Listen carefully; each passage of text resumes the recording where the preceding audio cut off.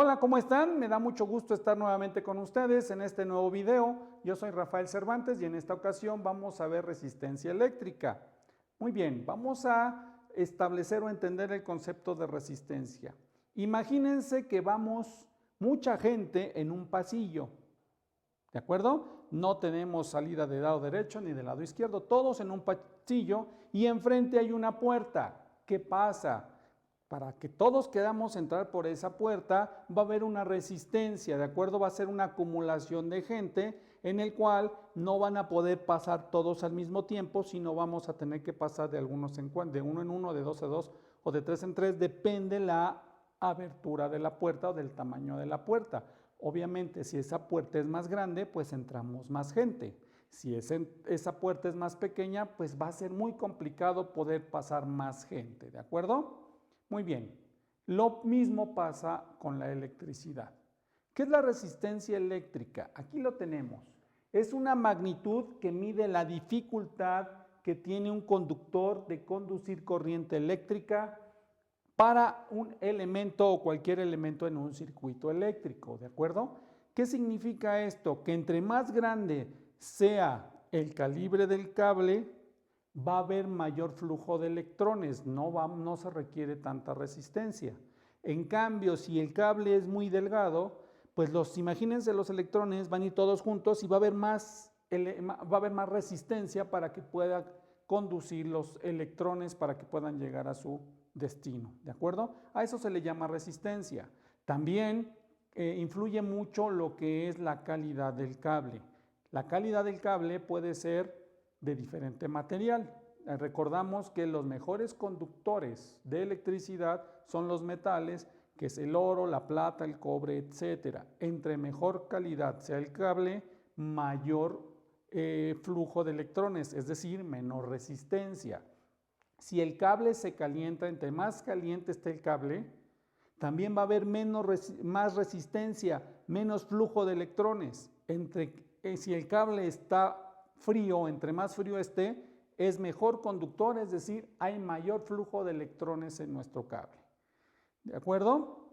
Entonces, depende mucho del grosor del cable, del material del cable y si el cable qué tan caliente o más bien la temperatura a la que se encuentre el cable también es muy importante para poder establecer un mejor flujo de electrones. Muy bien, la resistencia eléctrica se representa en un mapa eléctrico con esta figurita. Son unas líneas con unos picos. ¿Qué significa si yo leo un mapa? Que aquí va una resistencia, ¿de acuerdo? Y la resistencia es esta figurita que lleva colores, que bueno, cada color representa un número para poder nosotros conocer cuánto es la resistencia o cuántos ohms puede resistir cualquier resistencia. Es decir, la resistencia se mide en ohms, ¿de acuerdo?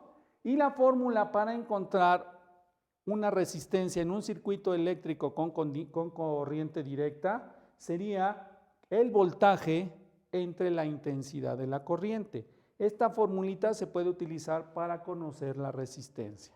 ¿De acuerdo? ¿Para qué es la resistencia?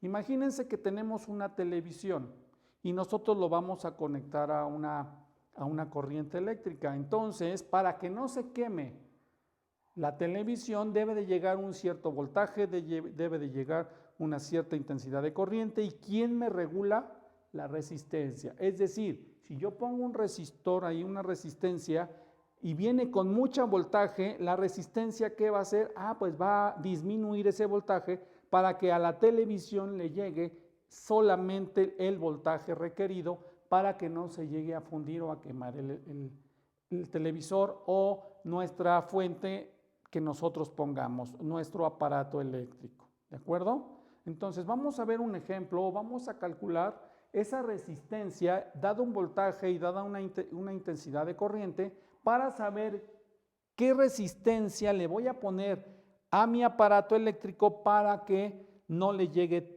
tanto voltaje, ¿de acuerdo? Hablemos un poco de la ley de Ohm. La ley de Ohm se usa para determinar la relación entre tensión, corriente y resistencia. Esto en un circuito eléctrico. La fórmula de la ley de Ohm es justamente esta. Dice, voltaje es igual a intensidad por resistencia. Nosotros podemos utilizar esta fórmula de tres maneras diferentes, dado que tenemos tres incógnitas. Y la forma más sencilla para despejarla es la siguiente. Yo te recomendaría que utilizaras un triángulo. En la parte superior vamos a colocar la V. Del lado izquierdo vamos a colocar la I. Y en el lugar sobrante colocaremos la resistencia. ¿Para qué? Para que nosotros así podamos hacer los despejes de la fórmula de una forma sencilla. Entonces, pues, para encontrar nuestra primera incógnita, que sería el voltaje, tapamos el valor del voltaje y nos quedaría intensidad por resistencia. Para encontrar la segunda incógnita, que sería la intensidad, va a ser igual al voltaje sobre la resistencia. Mientras que si queremos encontrar la resistencia, tapamos resistencia y nos quedaría voltaje entre intensidad. Entonces, pues, hablando de la resistencia, nos queda la fórmula resistencia igual a voltaje sobre intensidad. ¿Qué es esto de la resistencia? La resistencia, que se entiende como la relación de la diferencia de potencial aplicada a un conductor entre la corriente que pasa por el mismo. ¿Qué quiere decir esto? Que la resistencia me va a marcar la cantidad de electrones que van a estar pasando en un determinado punto hacia otro extremo del cable.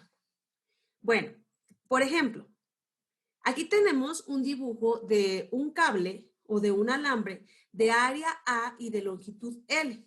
De un extremo al otro del cable se mantiene una diferencia de potencial entre dos puntos, lo cual genera un campo eléctrico y una corriente dentro del alambre, donde el campo es uniforme y la diferencia de potencial se relaciona con este campo.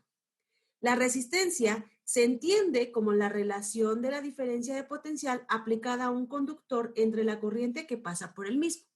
Entonces, pues, básicamente nosotros tenemos el voltaje, que podemos expresarlo como diferencia de potencial o un voltaje o una pila. Esta me está dando la cantidad de electrones que tienen que estar pasando por un conductor. Y la resistencia me está diciendo cuántos electrones pueden pasar para que nuestro electrodoméstico o nuestra lámpara o nuestro celular pues no se sature y no llegue al colapso. ¿Qué quiere decir esto? Que no se queme. Bueno, sigamos con un ejercicio. Muy bien, para ello vamos a ver, vamos a calcular esta resistencia de este circuito eléctrico que tiene una intensidad de corriente de 5 amperes y un voltaje de 50 volts. Es decir, yo voy a conectar este aparato eléctrico donde ya tomé la lectura y son de 50 volts y el amperaje o la intensidad de corriente es de 5 amperes. ¿De acuerdo? Para ello vamos a utilizar nuestra fórmula, que es la famosa ley de Ohm. ¿De acuerdo? ¿Qué dice? Esta resistencia va a ser igual al voltaje del circuito eléctrico, que en este sentido es de 50 volts, y lo vamos a dividir entre mi amperaje, que es de 0.5 amperes. Por tal motivo, si nosotros dividimos 50 entre 0.5, me va a dar un resultado de 100 ohms. El símbolo de ohms es la letra omega.